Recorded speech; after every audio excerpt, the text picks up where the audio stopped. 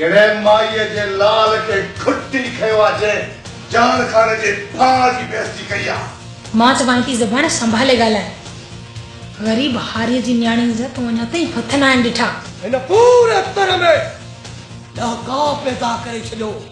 ॾाका नंढो ॿार हुजे या पढ़ियो पको हुजे, हर नंढे वॾे जी ज़बान ते सिर्फ़ ऐं सिर्फ़ राजू राजू। इन्हनि मां जेको बि मोह फ़ाइदो त वरी बि असां जो आहे न। पंहिंजे बलूंगड़े खे पाण सां ॿधी छॾे।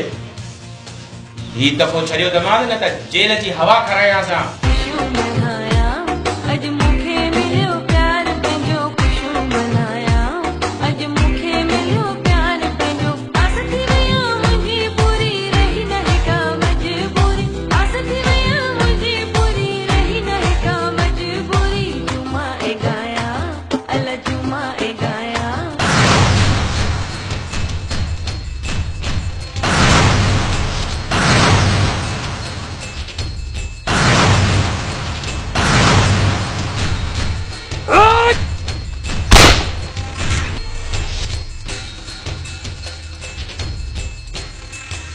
सरकार भाई सोच रहे कि बेटा दुश्मन की बिठा है तो खेदा सा हर से बेटा को लो अज तू तो जमीन में मिली है जमीन में घणा दी मस्ती कई थई ऐं गरीबन जो खून पीतो थई।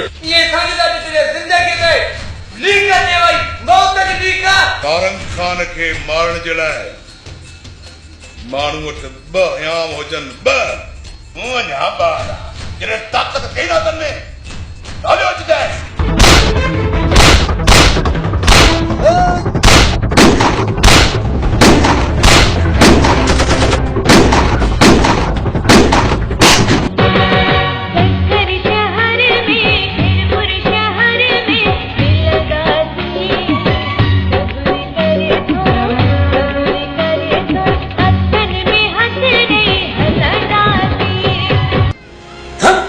सारा खां धमकी न धमकियुनि खे ॾे जेके तोखां ॾिजंदनि। छो त छोटू ॾींदो ई मौत जो छोटकारो हिकु आहे, ख़तम। सारंग खान तू कातिल है कातिल। कमतार छोटू जाथे बदते न उनखे अहिड़ो भड़काए जो हू पाण में ई ॿिड़ी ख़तम थी। असांखे बि कंहिं ॿिए जी चाल नज़र थी अचे।